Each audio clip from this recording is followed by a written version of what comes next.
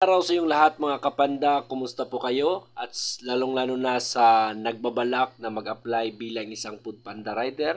In this video, pag-usapan natin at isi-share ko sa inyo mga kaibigan kung paano at anong paraan ang pag-remit natin sa collection natin kay food panda.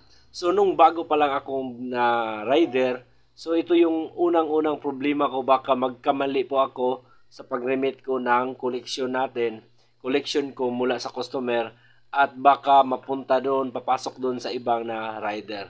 So ito yung ginawa ko, mga i-share ko sa inyo ito para maging awareness din sa inyo at meron na kayong kaalaman kung sakaling makapasok kayo bilang isang food panda rider. So dito sa food panda mga kaibigan, wala po tayong puhunan. Hindi katulad ng iba na mga delivery na rider, delivery apps or delivery company na tayo yung namumuhunan.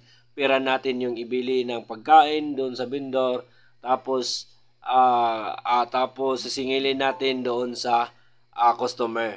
So dito sa food panda mga kaibigan, yung pinipick up natin na pagkain mula sa vendor ay bayad na ni food panda. So ibig sabihin si food panda nagbayad noon, tapos yung gagawin natin, pagdating doon natin doon sa customer, meron dalawa kasing payment yung ino-offer ni food panda sa customer natin.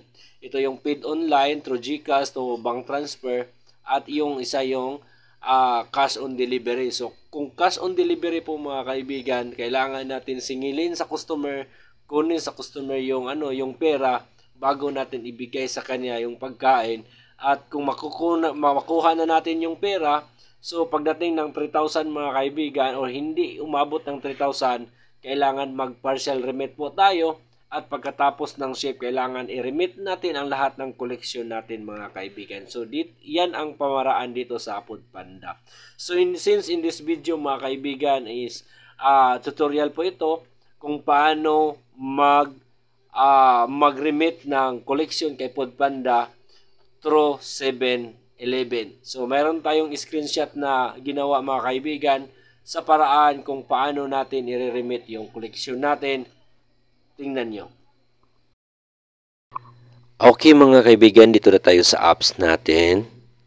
So, makikita nyo yung apps natin mga kaibigan. So, i-click natin yung wallet. So, pag i-click natin yung wallet, lumabas yung collection na report natin. So, 2,021 pesos. So, pag i-click natin yung cash out, lumabas tong valid number natin mga kaibigan. NF18C961. Tandaan natin yan mga kaibigan, ang valid number na yan. Dahil yan ang forever hanggang ikaw ay nasa food panda, hindi na mababago yung valid number mo. So, yan na yan. Lahat ng mga transaction mo, collection mo, i-deposit mo sa valid number na yan. So, ngayon pumunta tayo mga kaibigan sa Click Apps, 7-Eleven. So, 7-Eleven tayo mag-remit.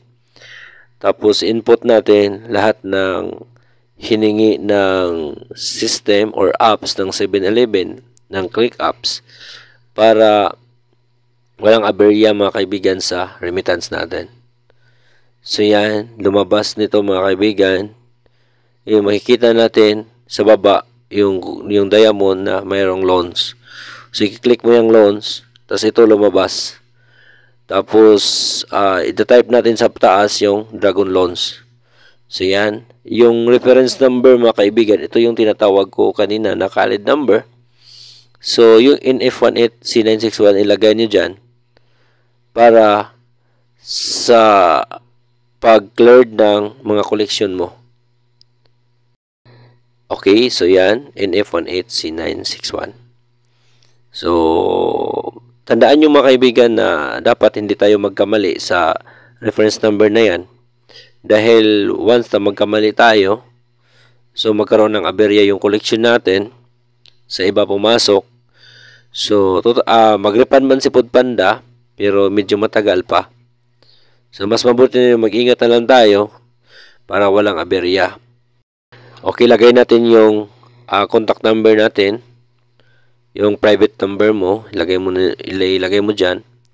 Tapos pagkatapos mga kaibigan yung amount, magkano i-remit mo, 3,000, 2,000 ba? Tapos, pagkatapos nun mga kaibigan, i-click natin, confirm, tapos maglabas yung apps ng QR code. Yun na. Yun na yun mga kaibigan. Tapos punch na natin sa cashier, sa teller ng 7-Eleven. Tapos pagdaan ng mga ilang minuto, ilang segundo, papasok na yun sa apps natin. Maraming salamat. Ride safe po kayo.